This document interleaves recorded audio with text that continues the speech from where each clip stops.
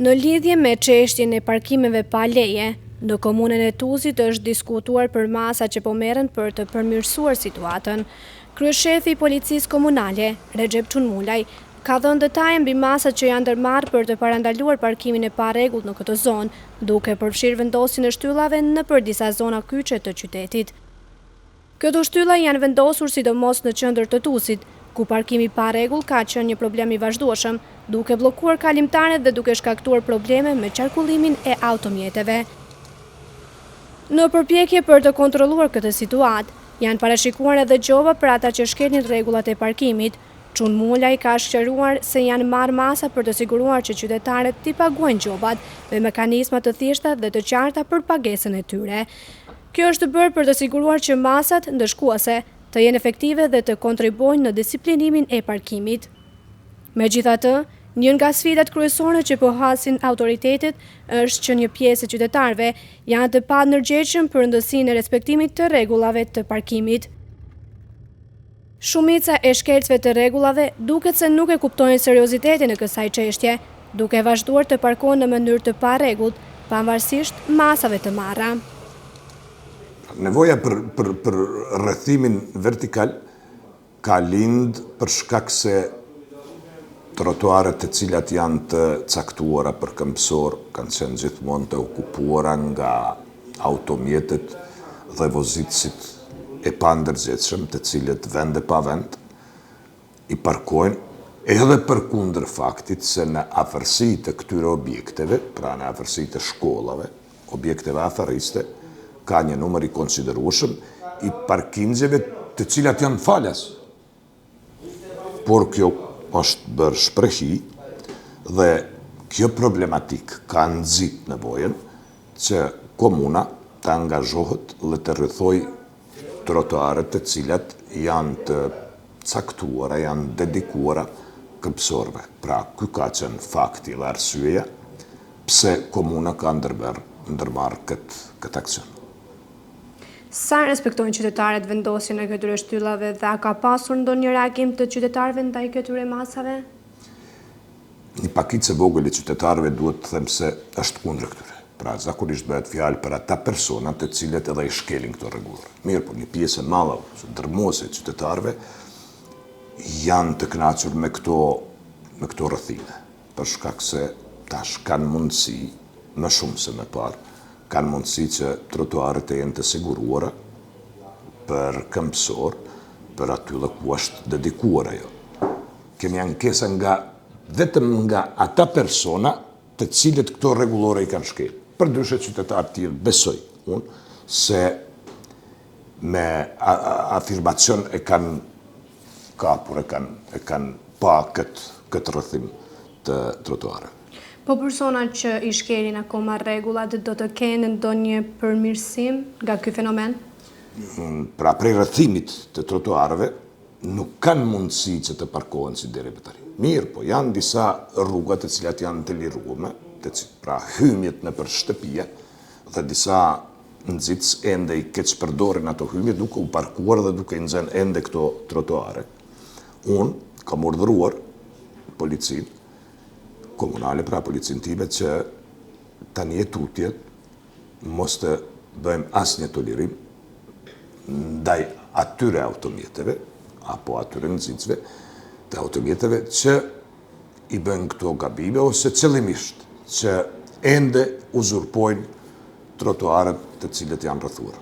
Ku e shihni të nevojshme akoma të vendosen shtyllat dhe akoma nuk janë vendosur? Po një pjesë e madhe e qendrës, pra aty ku kemi pas frekvencat më të mëdha, siç është shkolla fillore, gjimnazi, çerdhja, madje edhe ato lokale aty afër, ku frekventimi i nxënësve dhe i qytetarëve ka qenë shumë më i dukshëm se sa në pjesë tjera, është rrethuar. Tani besoj se ne hapin tjetër duhet të bëjmë që të gjejmë apo ta blejmë një meremang, karrotrec, s'di si ta quaj, gjuhën shqipe se më duket asnjëra nuk janë, që automjetet e tilla ti sankcionojmë duke i marrë dhe i çuar në parking në parkingun adekuat ku do të jetë dhe ku do të jetë gjobat bajagi të mlaja. Besoj se kjo do t'i ndërgjegjësoj këta qytetarë që në të ardhmen të parkohen aty ku është dedikuar vendi për parkim. Po sa i përket shtëpisë së shëndetit që akoma ka këtë problem për sa i përket edhe parkingut? Te shtëpia e shëndetit kemi pak problem, për shkak se kemi shumë raste emergjente. Tani është edhe urgjenca aty. Sikur t'i rrethosh ti atëherë qytetari që ka nevojë urgjente, do t'a bllokonte rrugën. Nëse ne i rrethojmë atë trotuar aty, megjithse unë jemi në dilemë a të rrethojmë apo jo, edhe unë mendoj se do të rrethojmë edhe trotuarin pranë ambulancë. Rrethimi i atij trotuarit, atij do të problematizoj kalimin e rrugës për shkak se çdo qytetar që ka nevojë urgjente ai do ta parkojë automjetin në korsi, në rrugë, dhe kjo do të shkaktojë probleme në komunikacion. Duhet të zgjellim a problemin e komunikacion apo këmbësorët të jenë të lirë të kalojnë asajt. Unë mendoj se edhe aty do të vehen këto rrethimet vertikale e të shohim si do të funksionojë. Përmendet edhe gjobat, a janë kanë hyrë akoma në fuqi gjobat për parkimin në vendet e parregullta dhe sa janë ato? Gjobat janë 60 euro, në qoftë se ai në afatin e caktuar prej 8 ditëve, 7 ditëve e paguon, gjoba është diku 33 euro, pra ka një zbritje prej 20-30%. Por, nuk do të tolerojmë as një person i cili do të nxehet tani e tutje në trotuar do të sankcionohet pavarësisht se për kën bëhet fjalë.